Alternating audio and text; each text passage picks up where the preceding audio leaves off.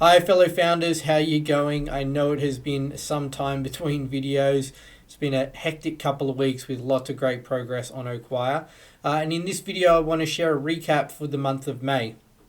Now, if you caught my last recap video on April, you'll know that I kind of finished off that month with the design almost finished for the updated version of Oqire, but was sitting around 2 or 3 weeks behind schedule and where I wanted to be.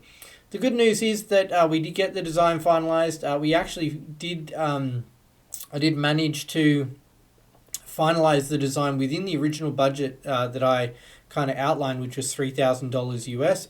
I did have some concerns as the time was moving on that I was going to slip on that budget and probably have to spend a little bit more. But we kept it just pretty much, it was like $2,980 or something. It was very close to the $3,000 that I projected spending. And then have been taking that design and rolling out the new version of Oqire, just updating that user experience, adding additional functionality and making it a much more robust looking platform as we now start to move more into an aggressive kind of customer acquisition phase. So off the back of that design, if I flip my screen around for a second, I won't show you too much detail because you have seen it before, but this is the live version of Oqire at the moment. So the new version is out there, the new functionality is out there for things like battle cards, adding the products, etc. And really what's been great, if I switch back to talk to you directly, is that I've also managed to start speaking to a couple of people who I spoke to early on in the piece around Oqire and show them where we're at today. And what's been really encouraging is that the direction in which I'm taking Oqire is being very positively received. To speak on that in a little bit more detail, one of the core kind of things that the new version of Oqire really helps bring together is that when you have an opportunity, if you take the time to detail what competitor you're going up against, and then detail when you win or lose that opportunity, the reasons why you won or lost that opportunity, it creates this kind of full life cycle experience for your sales and pre-sales people. What I mean by that is, in time, imagine if you are selling a marketing tool and you sell this marketing automation platform to the insurance industry. Well, if you are now, been collecting data in Oqire for 12 months and you get a new opportunity and you say that you're going up against competitor A and B, Oqire is going to have all that knowledge and be able to say, hey, out of the last 10 times you went up against competitor A, you lost 8 times out of 10. And here's the reasons why. So now as a salesperson, you can make a much more informed decision. A, should you even pursue this opportunity, or is the chance of success just too low? Or if you still feel like it's appropriate to pursue this opportunity, knowing why you lost and where you lost at least allows you to make a more informed decision. So maybe you lost because of a functionality gap that your product has. Maybe that gap's been filled. Maybe you lost out because of pricing, and at least you know, hey, if we go after this, we do need to be more competitive. So that kind of life cycle experience of a lead becoming an opportunity that's then won or lost, and that information flow feeding back into the system, very positively received, which is great.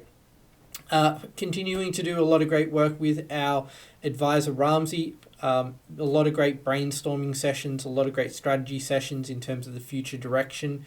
Well, not future direction, but future, because we're clear on our direction, but future capabilities that align with the direction where I want to go with the platform, thinking really big picture about all of the different challenges that you can face as a sales or pre-sales person, and then distilling those down into functional outcomes or capabilities that Oqire can help deliver on. Also, kind of now that we've got the latest version out of Oqire, move more into some of those partnership conversations that I spoke about, so starting to see if there are other companies where we can align better.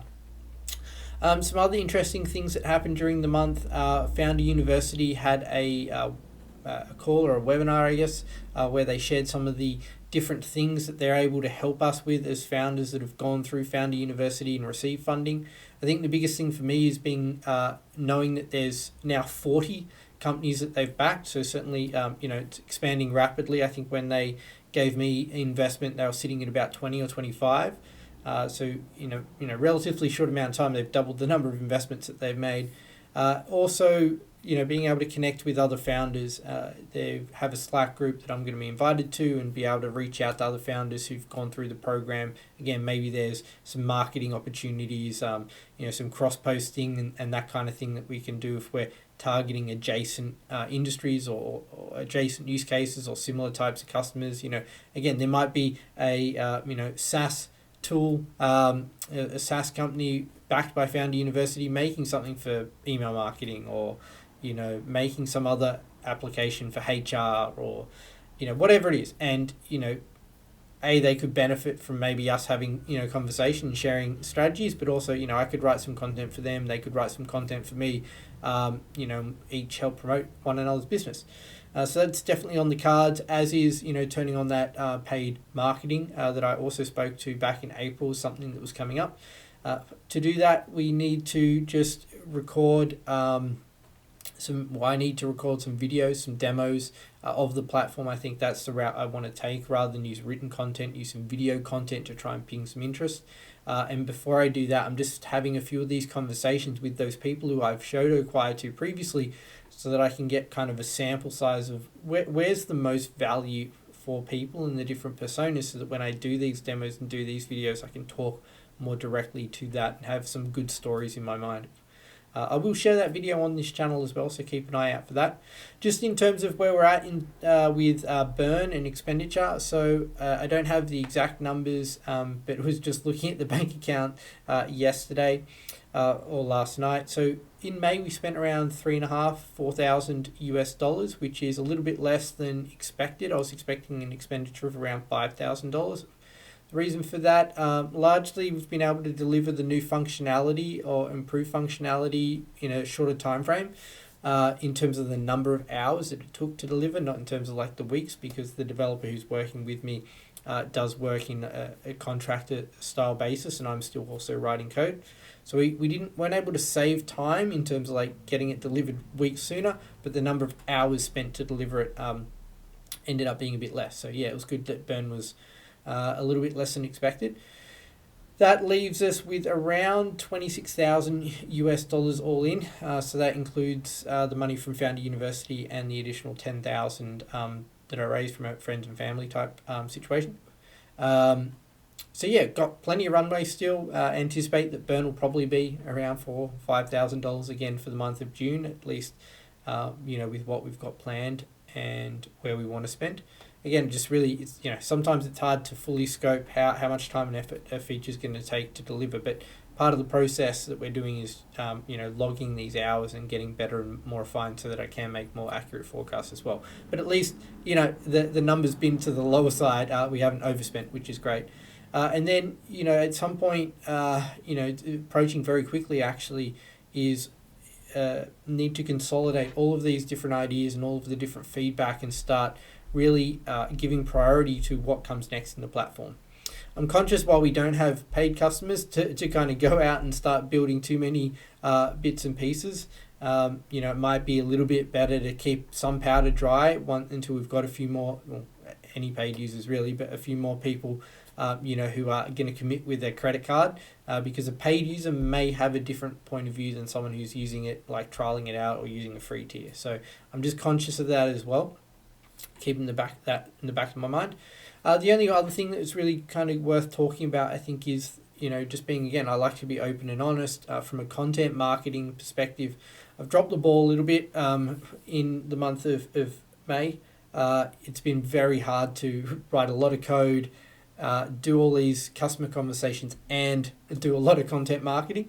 We still did get a number of blog posts out in May, which is fantastic.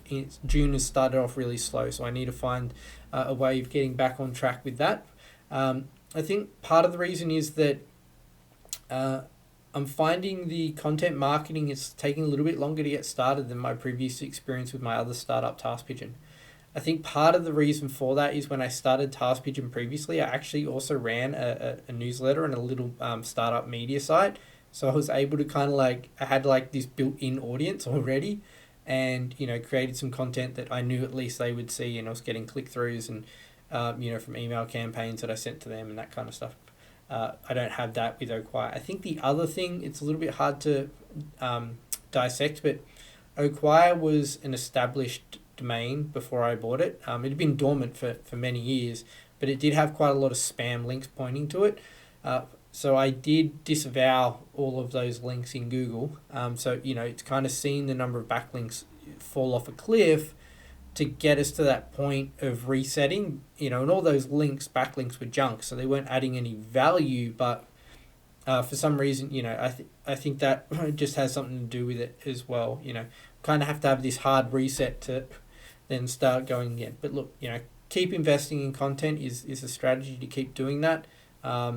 And I'm sure, with my past experience, I know it will turn around, and I know that content marketing is a long-term game, and we will see the results of that eventually. So going to keep doing that. I just got to find the time and balance everything else that we're doing. Anyway, thanks for watching. Comment down below if you have any questions or feedback, and appreciate everyone who's been tuning into my journey. Catch you next one.